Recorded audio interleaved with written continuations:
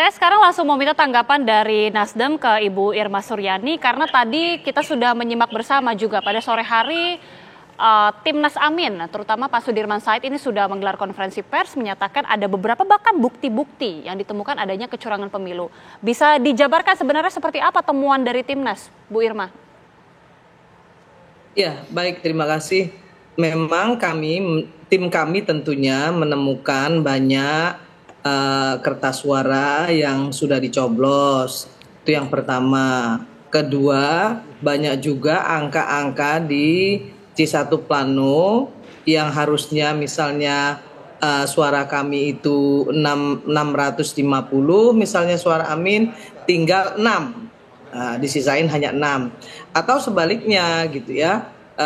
Di 02 itu sebenarnya suaranya hanya 4, tapi kemudian menjadi 400 seperti itu, dan itu terjadi di beberapa provinsi, dan ada juga di Jakarta juga ditemukan hal seperti itu, dan tentunya ini harus kita laporkan kepada Bawaslu untuk kemudian diinvestigasi.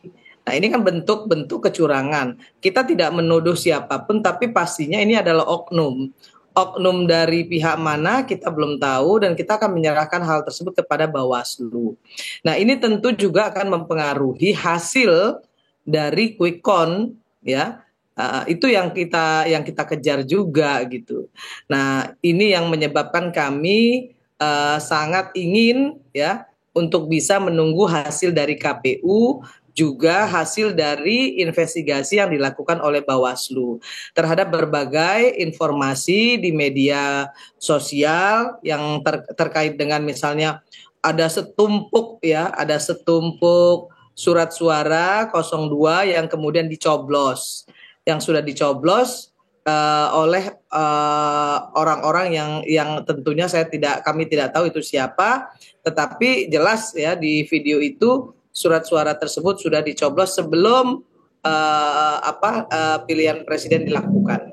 Nah, ini hal-hal banyak terjadi di media-media sosial, dan tentu ini juga harus dilakukan investigasi.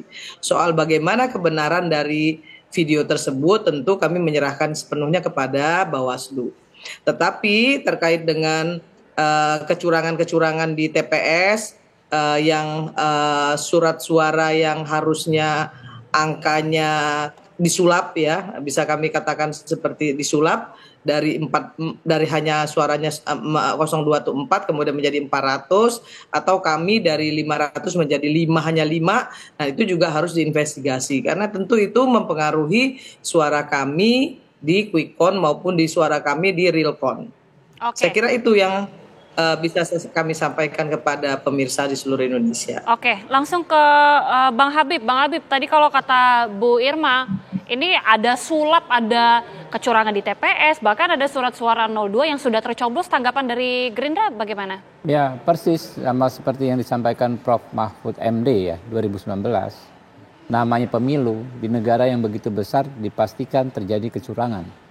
Tapi kan seharusnya kita tidak menormalisasi hal tersebut. Makanya belum selesai. Silakan. Anda yang mau bicara apa saya bicara nih? Silakan, lanjutkan. Iya kan? Jadi negara yang begitu besar ini wajar ya terjadi kecurangan dan dilakukan oleh hampir semua pihak.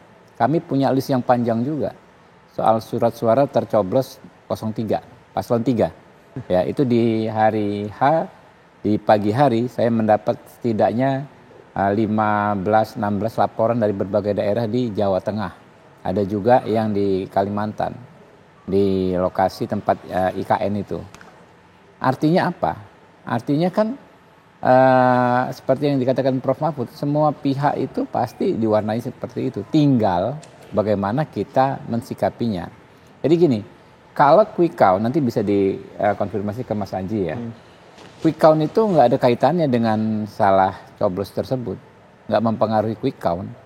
Karena quick count itu memotret hasil yang sudah disepakati oleh para pihak di KPU, di TPS. Ada saksi para pihak, ada Bawaslu, ada KPU-nya pengawasnya, semua ada di situ.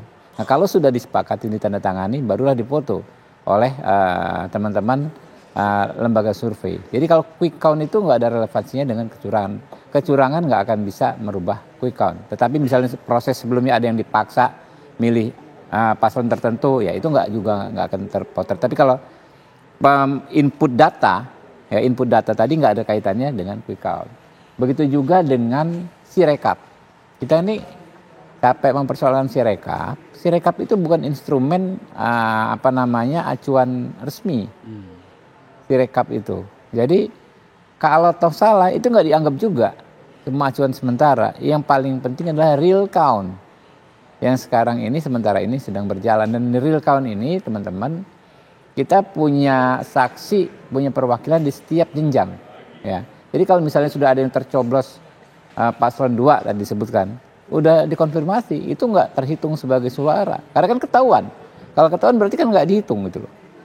Yang seperti itu kan, misalnya berapa puluh di contoh-contoh yang disebutkan, itu nggak dihitung karena memang sudah, kalau memang ini surat-suara rusak di kategorinya. Seperti misalnya yang di Malaysia tercoblos paslon 3. Kan akhirnya dikategorikan yang begitu sebagai surat suara rusak. Nah, intinya silahkan saja, nggak ada masalah. Tapi ingat, kalau kita ingin mempersoalkan legitimasi pemilu, rumusnya ada. Ya, bukan hanya TSM, bukan hanya terstruktur, sistematis, masif. Ada S-nya lagi, satu lagi. Apa itu? Signifikan. Bagaimana signifikansinya? Dari misalnya oleh quick count sekarang kan Pak Prabowo 58%, ekuivalen berapa? 120 juta orang. Apakah puluhan surat suara tercoblos itu signifikan atau tidak? Nah, ini yang kami temui, ya saya kebetulan kan 2 kali atau 3 kali kalah di Pilpres. Ya, kita maju ke MK, bawa segala macam bukti, kita simpulan awal sebagai TSM, ternyata masih 1 S lagi diminta. Apa itu? Signifikan. Nah, kalau nggak signifikan, percuma gitu loh. Artinya memang KPU sudah bekerja dengan sempurna? No. Bawaslu sudah bekerja dengan sempurna? No. Tapi dalam konteks tingkat kesalahannya masih dalam toleransi, kurang lebih begitu. Tanpa maksud mensimplifikasi, karena ini kan suara rakyat. Tetap harus diusut. Nah, tadi menarik. Paslon 1, paslon 3 ada yang bilang mau bikin tim bersama mengusut dugaan pelanggaran. Kalau boleh kami diajak juga gabung. Paslon 1, paslon 2, paslon 3. Jadi semuanya sama-sama satu tim. Sama-sama kita mengusut, ya kan? Karena kami gini loh, Mbak. Kami ini sangat berkepentingan untuk membuat pemilu ini sangat legitimit.